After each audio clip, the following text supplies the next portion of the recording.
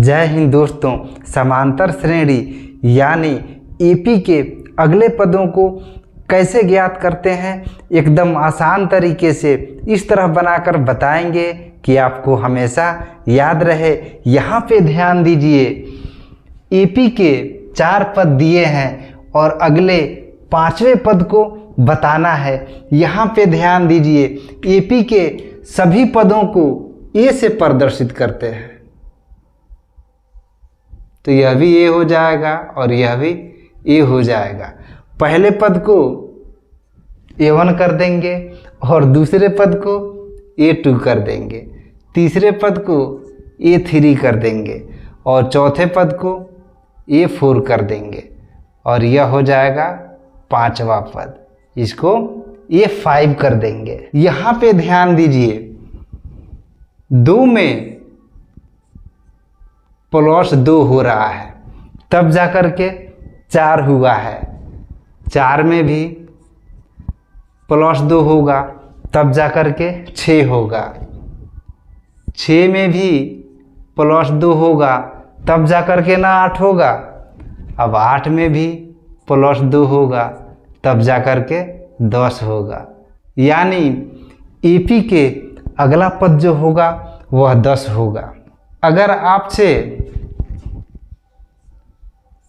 6ठा पद पूछा जाए तब आपको कुछ नहीं करना है, इन सभी में +2 हो रहा है, यानी इन सभी संख्याओं के बीच का अंतर 2 का है, तो यहाँ पे क्या करेंगे, +2 कर देंगे तो 12 हो जाएगा, यानी कि 6ठा पद 12 हो गया। अब 7वां पद जो होगा 12 में +2 हो जाएगा तो 14 हो जाएगा। अब अगला जो 8वां पद जो होगा तो 14 में क्या होगा, +2 होगा, चूँकि सभी में +2 हो रहा है तो यहाँ पे 16 हो जाएगा। अगर ऑब्जेक्टिव टाइप क्वेश्चन पूछा जाए तब आप इस तरह बनाइएगा, लेकिन अगर सब्जेक्टिव आंसर टाइप क्वेश्चन पूछा जाए तब आप अगला तरीका जो बता रहे हैं उस तरीके से बनाइएगा। यहाँ पे ध्यान दीजिए, यहाँ पे एपी के एक सूची को लेते हैं, एपी के 20, 25, 30, 35 पद दिया है और अगले पद को बताना है। तो यहाँ पे ध्यान दीजिए, जब एपी के सभी पदों को ए से प्रदर्शित करते हैं तो सबको ए कर देंगे,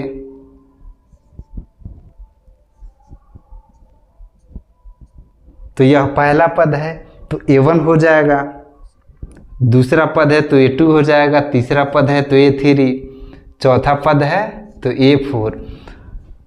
5वें पद को बताना है, यानी कि हमें A5 को बताना है। यहाँ पे ध्यान दीजिए, सबसे पहले सार्व अंतर ज्ञात करेंगे, यानी कि D बराबर कितना होगा यह पता करेंगे। तो यहाँ पे ध्यान दीजिए, इसका सूत्र होता है D बराबर दूसरा पद माइनस पहला पद बराबर दूसरा पद है 25 माइनस पहला पद है 20 बराबर 25 में 20 को माइनस करेंगे 5 बचेगा, तो D बराबर यहाँ पे निकल करके आया 5, यानी कि सार्व अंतर, इन सभी पदों के बीच का अंतर जो है वह 5 का है।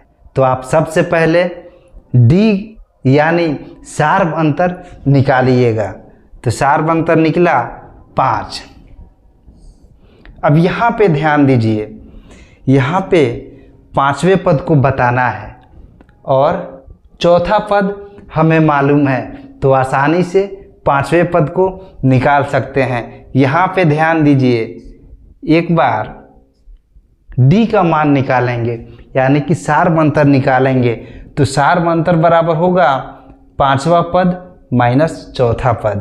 तो यहाँ पे पाँचवा पद माइनस चौथा पद बराबर, अब d बराबर कितना निकाले हैं, यहाँ पे 5, यानी कि इन सभी पदों के बीच का अंतर 5 का है, तो d की स्थान पे 5 लिख देंगे। अब यहाँ पे ये 5 है, यानी कि पाँचवें पद को बताना है और चौथा पद हमें मालूम है, तो यहाँ पे ये 5 निकालना है, ये 5 लिख देंगे, माइनस चौथा पद 35 है, तो यहाँ पे 35 लिख देंगे। अब यहाँ पे ध्यान दीजिए, बराबर के इधर 35 माइनस में है, इस -35 को बराबर के जैसे ही इस तरफ लेकर आएंगे यह -35 + 35 हो जाएगा, तो यहाँ पे हो जाएगा 5 + 35 बराबर A5। अब 35 और 5 को जोड़ेंगे कितना हो जाएगा, 40 हो जाएगा, यानी कि पाँचवा पद जो हमें मिला वह 40 मिला। अगर आपसे छठा पद पूछा जाए तो आपको कुछ नहीं करना है, बस इसी तरीके से निकाल लेना है। यहाँ पे ध्यान दीजिए, सारबंतर तो मालूम है, तो d बराबर छठा पद माइनस पाँचवा पद, तो यहाँ पे A6 माइनस A5 कर देंगे। अब d बराबर कितना निकाले हैं, 5, तो d की स्थान पे 5 लिख देंगे, बराबर छठा पद निकालना है तो A6 लिख देंगे, माइनस पाँचवा पद 40 निकाले हैं तो यहाँ पे 40 लिख देंगे। अब बराबर के इधर 40 माइनस में है, जैसे ही इसको बराबर के इधर लेकर के आएंगे तो यह +40 हो जाएगा, बराबर A6।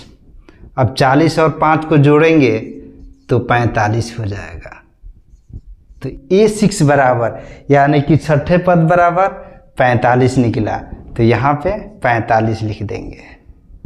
आप एक बात हमेशा याद रखिएगा, अगर ऑब्जेक्टिव टाइप प्रश्न रहे तो आप इस तरीके से बनाइएगा, अगर सब्जेक्टिव आंसर टाइप प्रश्न पूछा जाए तो आप दूसरे तरीके से बनाइएगा। हमें पूरी उम्मीद है कि आपको अच्छी तरह से समझ में आ गया होगा।